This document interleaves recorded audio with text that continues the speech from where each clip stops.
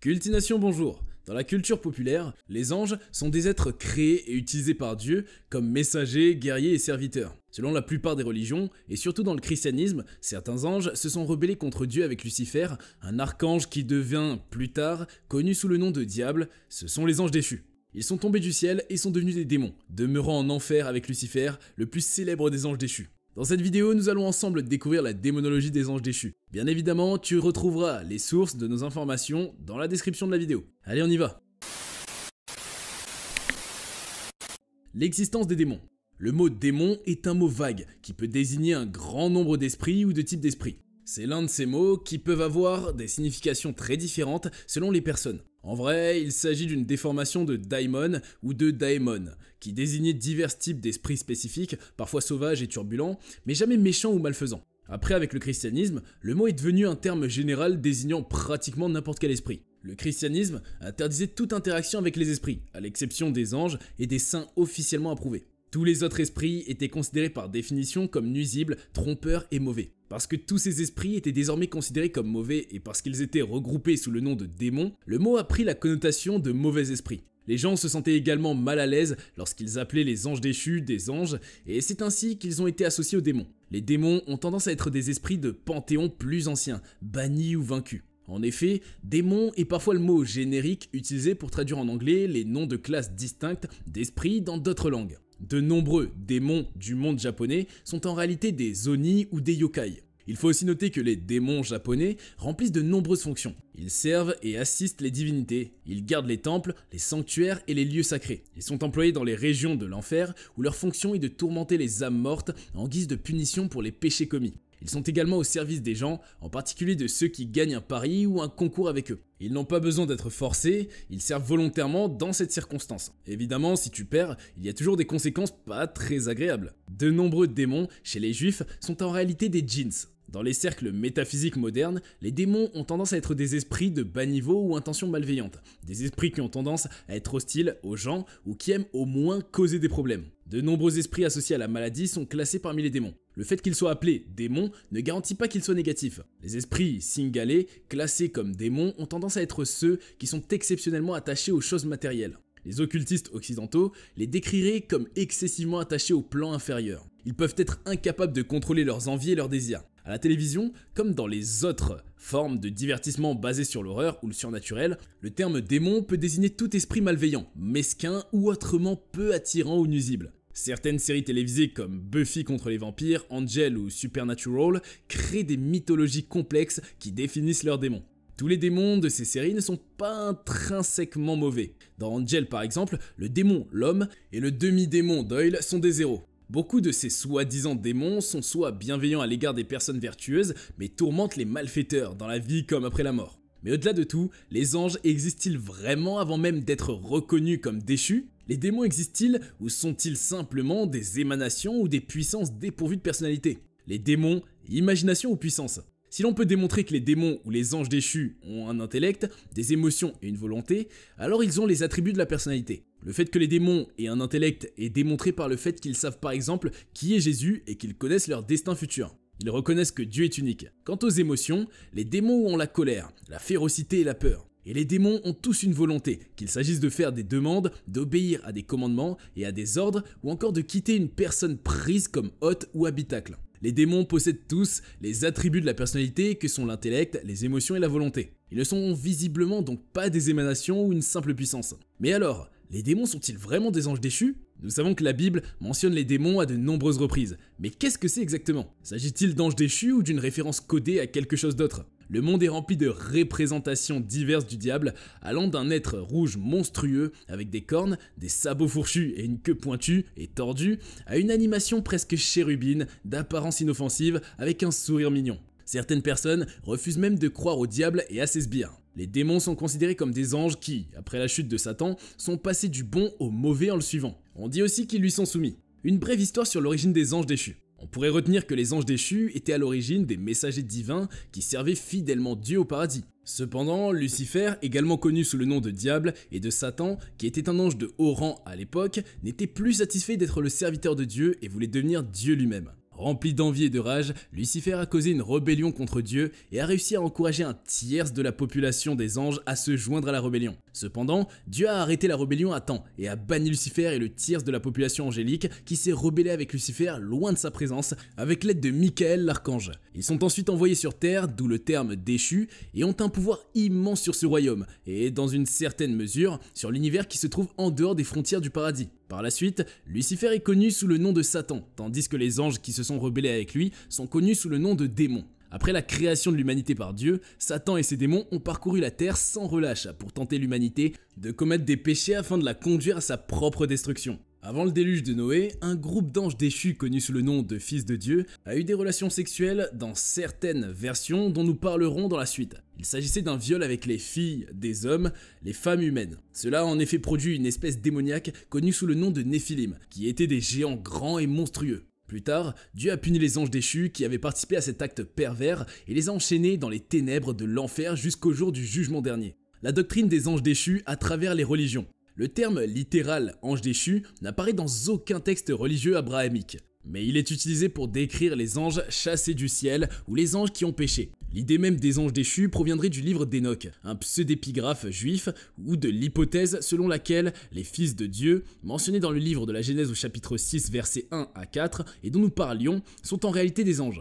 En effet, dans la période qui précède immédiatement la composition du Nouveau Testament, certaines sectes du judaïsme et de nombreux pères de l'église chrétienne ont identifié les fils de Dieu comme des anges déchus. Ces géants bibliques étaient parfois considérés comme la progéniture monstrueuse d'anges déchus et de femmes humaines. Leur fin advient avec le grand déluge que Dieu envoie pour purger le monde de ces créatures. Leurs corps sont en effet détruits, mais leurs âmes survivent et errant ensuite sur la terre sous forme de démons. Plus tard, les écrits énochiens seront rejetés par le judaïsme rabbinique et autorités chrétiennes, ainsi que la notion d'une union illicite entre des anges et des femmes produisant des géants. On notera bien plus tard, encore, au niveau de la théologie chrétienne, que les péchés des anges déchus se sont produits avant le début de l'histoire humaine. En conséquence, les anges déchus ont été identifiés à ceux conduits par Lucifer dans la rébellion contre Dieu, également assimilés à des démons. Au niveau de la croyance musulmane, l'existence des anges déchus a été attestée par des rapports attribués à certains compagnons de Mahomet, tels que Ibn Abbas et Abdullah ibn Masoud. Par contre, certains érudits islamiques se sont opposés à la croyance en des anges déchus. Ils prônent l'infaillibilité et la piété des anges soutenus par des versets du Coran, bien qu'aucun de ces versets ne déclare que les anges sont à l'abri du péché. Pour ceux-ci, Iblis, qui est l'équivalent terminologique de diable chez les chrétiens, n'est qu'un djinn et n'a jamais été un ange auparavant. En général, le degré précis de faillibilité des anges n'étant pas clair, il est considéré comme l'impeccabilité ne s'applique qu'aux messagers parmi les anges ou tant qu'il reste des anges. De fait, les djinns, dans les traditions islamiques, semblent différer des anges déchus en raison de leurs caractéristiques principales. Que dit la Bible au sujet des anges déchus ? En tant que suiveur ou adepte, tout croyant suit quelque chose ou quelqu'un, généralement le chef. Pour le chrétien, Jésus-Christ est le chef. Il est le Seigneur, l'auteur et le perfectionneur de sa foi. L'un de ses principaux objectifs est de lui ressembler comme stipulé dans la lettre de Saint Paul aux Romains au chapitre 8 verset 29. Les démons suivent une voie différente parce qu'ils sont des anges déchus, ceux qui sont tombés avec Satan lorsqu'il a été banni de la présence de Dieu dans le ciel. Et en étant qu'anges déchus, les démons sont des êtres spirituels, ils sont également des ennemis de Dieu et ont un pouvoir limité sur les hommes. Selon l'évangile selon saint Luc et le livre de l'Apocalypse, lorsque Satan est tombé, un tiers des anges du ciel l'ont suivi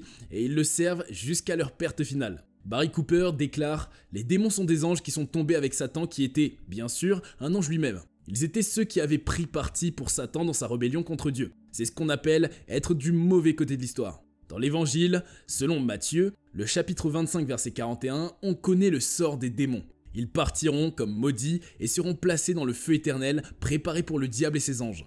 Satan est-il un ange déchu ? Cette question semble redondante, puisqu'il est connu de tous que Satan est un ange déchu. En effet, c'est lorsqu'il est tombé du ciel qu'il a acquis son nom tristement célèbre. Mais il faut être prudent dans l'interprétation des textes. Toutefois, compte tenu du contexte, le prophète dans le livre d'Ézéchiel semble faire référence à Satan dans la Bible. Les descriptions utilisées ne peuvent pas correspondre à un humain. Certes, il existait un certain roi de Tyr à qui les descriptions semblaient correspondre, mais nous pouvons estimer qu'Ézéchiel a dépassé la compréhension humaine pour décrire la chute de Satan du ciel. La Bible ne peut pas décrire un humain comme étant parfait en beauté, ou comme ayant été dans le jardin d'Éden en tant que chérubin, oint et gardien. Cet être est également décrit comme ayant marché au milieu des pierres de feu, une allusion à sa présence devant le trône même de Dieu. Aucun roi humain n'a jamais occupé une telle position. Beaucoup croient que le nom de Satan, avant sa chute, était Lucifer, tiré du mot hébreu Hélel. Alors qu'il se pourrait que lorsque ce terme hébreu a été traduit en latin, le mot Lucifero a été utilisé. Lucifero signifie essentiellement briller. Par conséquent, si ce terme est compris comme un nom propre du roi de Babylone, ce nom en latin serait Lucifer.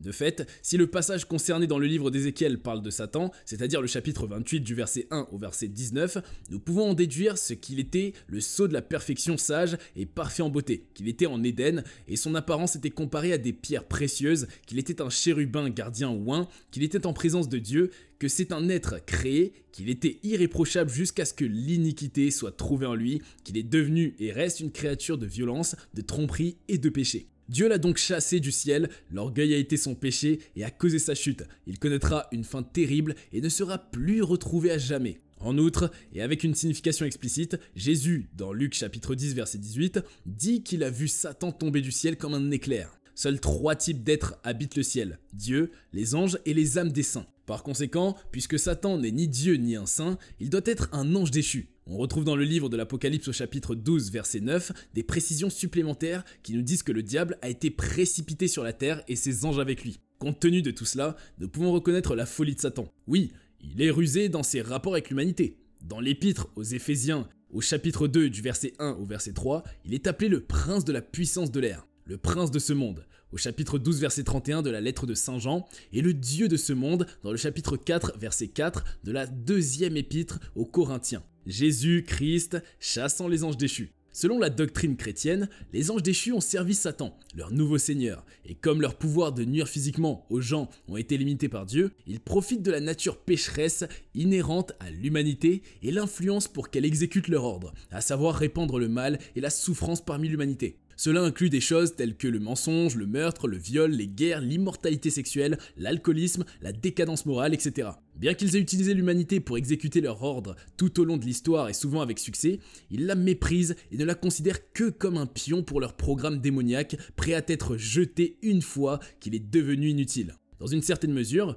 les anges déchus peuvent posséder des humains et des animaux, ce qui est décrit en détail pendant le ministère de Jésus. Après avoir été exorcisés d'un être possédé comme dans le cas de l'infâme esprit démoniaque appelé Légion, ils errent souvent dans des lieux arides et lorsqu'ils ne trouvent pas de foyer ou réceptacle, ils retournent à l'être qu'ils possèdent. Ils peuvent également pousser les hôtes qu'ils possèdent à se suicider, comme on peut le voir lorsque des démons ont supplié Jésus de pousser un troupeau de porcs à sauter d'une falaise dans l'évangile selon saint Matthieu au chapitre 8 verset 31. Les anges déchus confessent parfois que Dieu est le Seigneur et le Sauveur ultime et implorent même le pardon de son Fils Jésus-Christ, bien qu'ils soient fortement occupés à s'opposer à lui et à ses disciples. Ils peuvent aussi créer des catastrophes naturelles et des maladies, car ils ont encore des pouvoirs sous les cieux, et tromper l'humanité dans sa croyance en Dieu par la tromperie, les fausses doctrines et la propagation de mensonges dans la société en les faisant passer pour la vérité. Vers la fin du monde, après l'enlèvement, Satan et ses démons livrent la bataille finale contre l'archange Michel dans le ciel et Dieu finit par les bannir complètement du ciel